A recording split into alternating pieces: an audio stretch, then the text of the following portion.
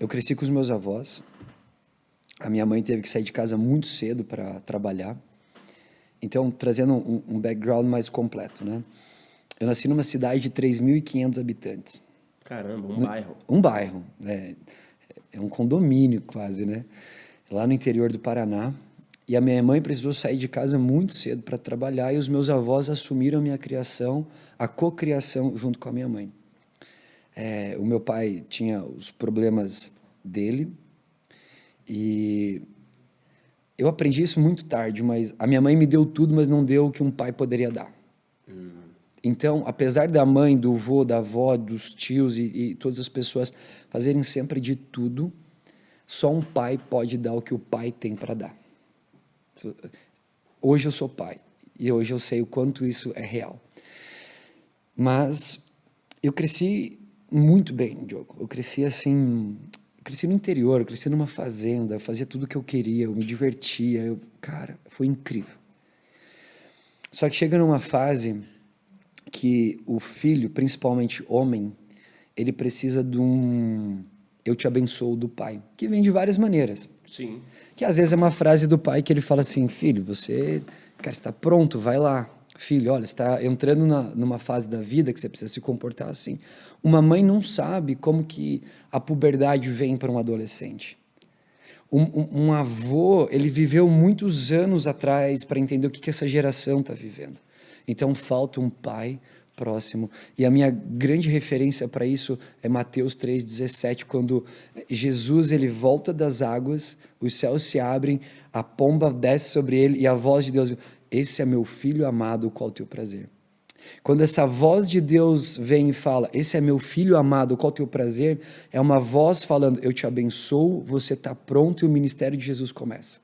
Que massa, velho. E é louco isso porque até chegar a ter esse nível de consciência que você tem hoje, o mundo acaba engolindo. Uau. Não tem como. Porque as distrações, as tentações, as coisas que o mundo tenta de alguma forma nos alimentar todos os dias, muito. Isso às vezes engole ao ponto de você ficar fechado numa bolha e ter dificuldade de encontrar realmente aquilo que você precisa para ser preenchido. Que no teu caso você teve um amor familiar, mas como toda pessoa precisa ter um amor paterno ou possivelmente uma figura masculina, porque a figura feminina ela é uma coisa mais amorosa, emocional, que traz o conforto, sabe, o aconchego, né? E a figura masculina, ela vai trazer mais aquela coisa do tipo, bora filho, vamos pra guerra, mais selvagem. Você precisa se mover, você precisa agir, isso, aquilo. Por que eu tô falando isso? Porque muitas pessoas, assim como você, hoje estão numa situação que sentem esse buraquinho que fala assim, cara, eu quero agir, mas eu não tenho força. Eu quero agir, mas me falta algo. Eu quero fazer alguma coisa, mas eu não sei por onde começar. E às vezes é ter esse sentimento paterno que a gente consegue encontrar com uma boa amizade com Deus. Muito. Porque muitas pessoas não conseguem, o que eu costumo dizer, ter uma boa relação paterna ou até com qualquer figura masculina que seja, nessa conexão horizontal que está à frente dos nossos olhos. Isso é uma dificuldade muito grande. Forte, cara. E tem um problema maior que, normalmente, você pega qualquer figura ou paterna ou de autoridade e, assim, quem não passou vai passar por alguma rejeição nesse sentido. Sim. De figura de autoridade. E a gente lança essa perspectiva de rejeição para Deus. Então, eu cresci sem um pai. Eu cresci um cara meio que largado no sentido, faz o que você quiser, Você bro. teve os momentos revoltados? Muito. Cara, é isso. Vamos lá, deixa eu voltar aqui pra você entender. Então eu cresci muito bem, mas eu cheguei aos 17 anos, pensa num moleque da hora, velho. Um moleque obediente, um moleque estudioso. Eu estourava, mano. Tudo que eu fazia era referência. Tudo. Comportamento, amor com a família, respeito, tudo. Só que aí eu transiciono, eu saio de uma cidade de 3.500 habitantes e venho para São Paulo morar com a minha mãe, para estudar educação física. Isso, você estava com quantos anos? 17. Cara, foi muito doido, porque no dia 1º de outubro, isso talvez de 2007 ou 2006, eu fiz o vestibular E no outro dia era meu aniversário de 17 anos. Era muito cedo. Pra você ver o meu nível de capacidade intelectual. Eu já entrei... eu terminei o colegial já com a validação para a faculdade. Eu só precisava do meu diploma do colegial. Só que eu venho para São Paulo e, cara, eu passo um ano muito focado. Tipo, eu vim treinar, eu jogava futebol, tava buscando minha carreira de jogador, focado, focado, focado. Acordava 4:30 da manhã, não porque queria, mas porque a gente morava no Intercap, no Tabuão. Era divisa do Intercap com o João 23. Eu tinha que pegar um ônibus, ir até Santo Amaro, e assim, no ponto inicial do ônibus já não tinha mais lugar para sentar. Então eu ia até metade do caminho de pé, espremido igual sardinha. Minha mãe junto, a minha mãe descia na metade desse caminho, ela ia para o trabalho dela e eu seguia para a faculdade. Eu, assim, eu usava o jaleco da faculdade de anatomia para pedir carona no busão, ou passava por baixo da catraca do ônibus para poder comprar um lanche no final de semana. Rolou uma dificuldade financeira, então, Animal. também no começo. Não, animal. Eu nunca tive dinheiro sobrando, assim. Mas aí que tá. Minha mãe, ela bancou toda a minha jornada com um salário de doméstica. Aquilo gerava um princípio de honra muito doido. Mas eu não sabia o que era isso ainda. Eu não tinha a revelação do que era isso. Aí eu venho, 18 anos. Então, um ano depois, eu conheço um negócio chamado noite, balada.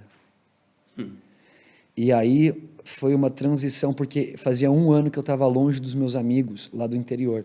E quando eu volto para visitá-los, está todo mundo chapado. Todo mundo se perdeu na vida. E os caras dando trabalho.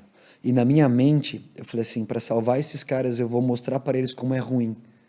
E a primeira vez eu pego uma garrafa de uísque e eu bebo quase a metade da garrafa, sem nunca ter bebido na vida.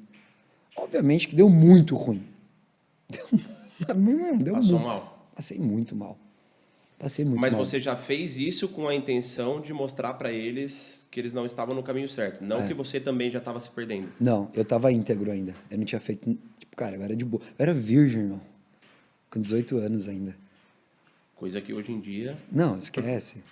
E uma coisa que eu me arrependo foi ter perdido a virgindade aos 19 e não ter esperado os 28 quando eu casei com a minha esposa. Mas, enfim. E aí, Diogo, eu voltei para São Paulo. Então, isso aconteceu lá no interior do Paraná. Eu voltei para São Paulo. E, cara, aquela adrenalina foi boa. Foi uma coisa que eu nunca tinha vivido antes. E aí eu fui para a noite de São Paulo. Só que uma coisa é você tomar um porre numa cidade de 3.500 habitantes, que o cara pega você e te deixa na tua casa, ou leva para dormir na casa dele e cuida de você.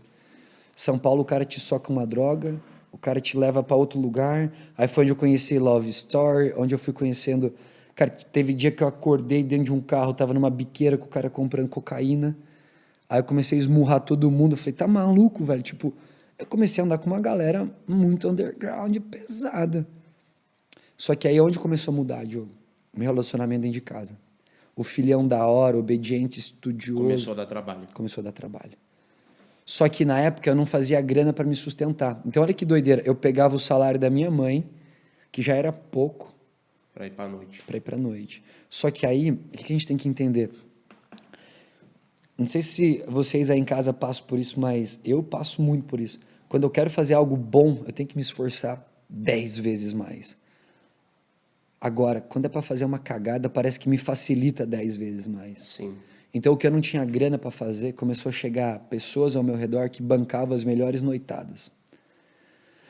E bancava as melhores noitadas sem dificuldade nenhuma e os convites vinham. E, meu amigo, você tá com 19 anos, 20, sem freio. E é uma parada que a vulnerabilidade, quando você está num momento da vida vulnerável, automaticamente as pessoas vulneráveis, inconscientemente, da parte delas, elas vão chegar perto de você.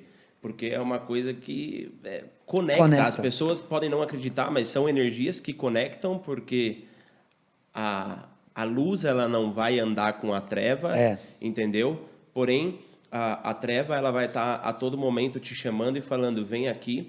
Eu ouvi uma palavra uma vez que eu guardei muito para mim, que é assim, cara, pecar é muito bom, mas o preço que se paga é alto demais. Romanos fala que o preço do pecado, o salário do pecado é a morte. Você entendeu? E é por isso que muitas pessoas acabam indo por esse caminho, porque é o que você falou. Pô, para eu fazer uma parada muito boa, é 10 vezes mais a energia que eu coloco para possivelmente não sair do jeito que você quer. Exato. Ainda tem esse detalhe, né? Para Você não tem uma possivelmente não certeza. sair desse jeito que você quer. Agora, para você se perder, sair do trilho ou descer numa estação onde está indo a manada, aí é um piscar de olhos, principalmente no mundo que a gente vive. Pô, era doideira.